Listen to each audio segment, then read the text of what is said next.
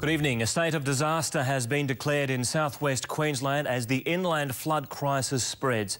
There are people missing and mass evacuations as we go to air. In Mitchell, a rescue helicopter is airlifting 300 people to safety as the town faces a record-breaking flood. At the moment, this is an unfolding emergency situation. We are in uncharted waters. The waters are still rising, and we have already seen it exceed the previous record, which I think was sometime in the 1800s. So these are, very, very difficult circumstances. Dramatic developments also in Charleville and Roma, which has been through this 3 times now in 3 years. Personal safety is critical. We can replace the houses, we can replace the roads and bridges, but we can't replace people. As thousands remain stranded, the towns of St George, Alpha and Jericho are now on high alert.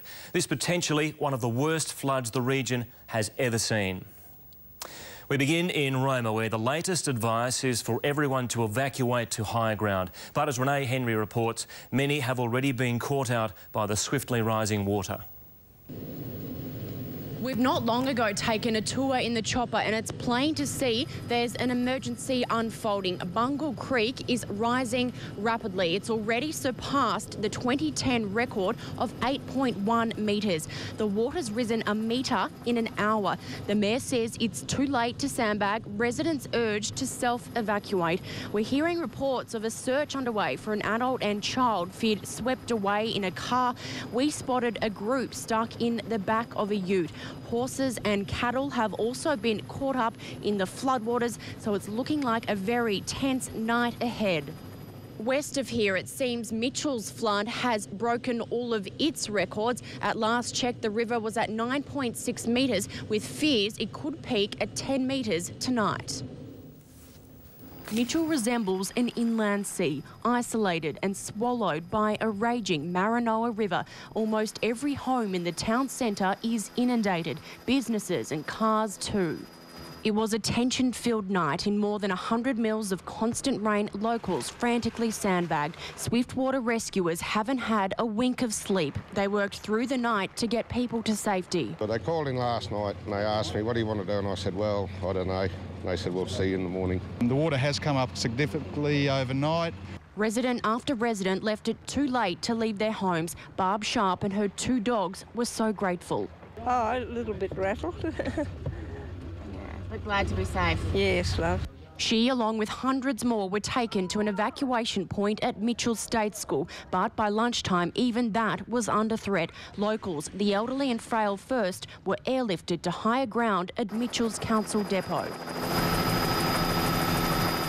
I've got 5 children.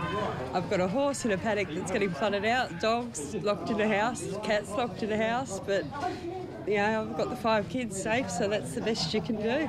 The hospital's been evacuated, power across the town switched off. A lot of homes have gone under and... Yeah. Now I'm getting emotional again. In almost every driveway is a waterlogged car, and so many pets had to be left behind. What have you got there, mate? Box full of chooks. The retirement village is only accessible by boat. We're heading up to the nursing home because all of our patients have been evacuated there, so just dropping medical supplies and stuff.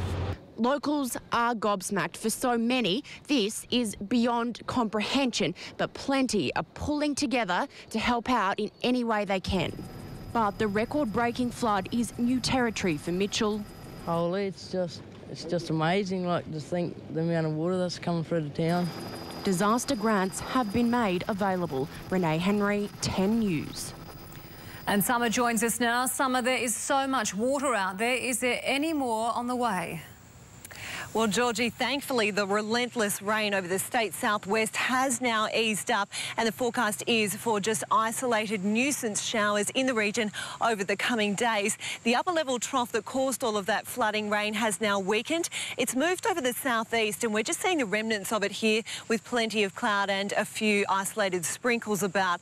So while the worst of the downpours is over, of course, it's all of the water that's already come down that's the problem. It is a different story over the border though. Heavy rain is continuing to affect those flooded areas in northern New South Wales. Thanks for the update, Summer.